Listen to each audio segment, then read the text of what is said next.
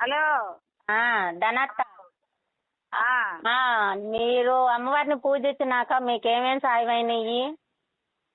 నాకు బాగుండకపోతే అసలు నీరసం వచ్చి మంచం నేతనేసినాక అసలు మంచంలో నుంచి పనికి పోతానే ఉన్నా. రోజు మంచంలో ఉండి కొట్టుకొని లెగవలేక ఏడ్చుకుంటా, నొప్పులు, నిద్ర పట్టక, నీరసం.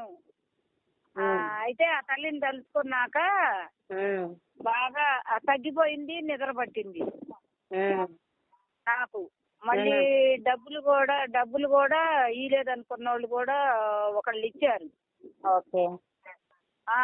ఒకటి మళ్ళీ అక్కయ్య గారు అమ్మాయి నాకు మనవరాలైద్దిలే, అమ్మాయికి అడిగా నేను, ఇక్కడ వారాహి అమ్మవారు నాగలక్ష్మికి వచ్చిద్ది, అడుగమ్మా నువ్వు, సంవత్సరం అయింది కదా, మళ్ళీ పుట్టకపోతే కట్టే లేట్ అయిద్దని అంటే, ఏం లేదు సంవత్సరం వెళ్ళబోయేటప్పటికి గర్భిణి అందుకుంటదండి, అది కూడా నాకు సాయం అయింది. అమ్మాయి గర్భిణితో ఉంది, ఇప్పుడు 4వ నెల. నా కొంట్లో ఏమన్నా బాగుండకపోయినా, ఏమన్నా కష్టాలు వచ్చినా ఏడుచుకొని ఆ తల్లికి చెప్పుకుంటాను. నాకు ఆ బాధ పోయిద్ది. నాకు 4-3 సాయం అయినాయి బానే. మంచిది.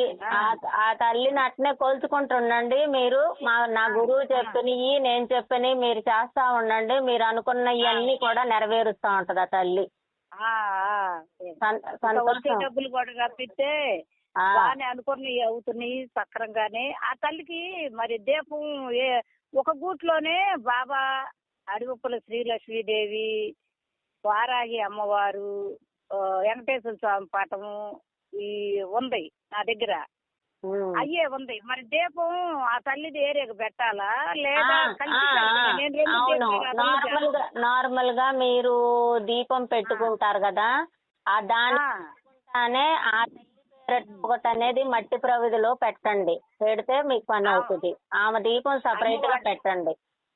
అందుకే ఆమెకి ఒక్కదానికి గూట్లో ఉందా, ఆమె దీపం ఆమెకు పెట్టమంటావు? పెట్టండి. అదేలే, నాకు మొన్న ఒకళ్ళు అంటేను సరే, నేనేం మామూలుగా 2 దీపారాధనలు అందరికి డైలీగా చేస్తున్నాం కదా, అట్ట వచ్చిద్ది అనుకున్నాం. లేదు కాబట్టి ఆ తల్లికి, వారాహి అమ్మవారికి అయితే మట్టి పౌదులు ఆమె దీపం ఆమెకు పెడతా. ఓకే. అందరు ఇంకా మీ మనోకామ్యాలు తీరాలని మనస్ఫూర్తి కోరుకుంటూ, నేను గురువు గారికి మీ చేత మీ అందరి పేర్ల మీద నేను పూజ చేపిస్తాను. నేను పూజ చేస్తాను. మనోవాంఛ ఫలసిద్ధిరస్తు. ఉంటానమ్మా.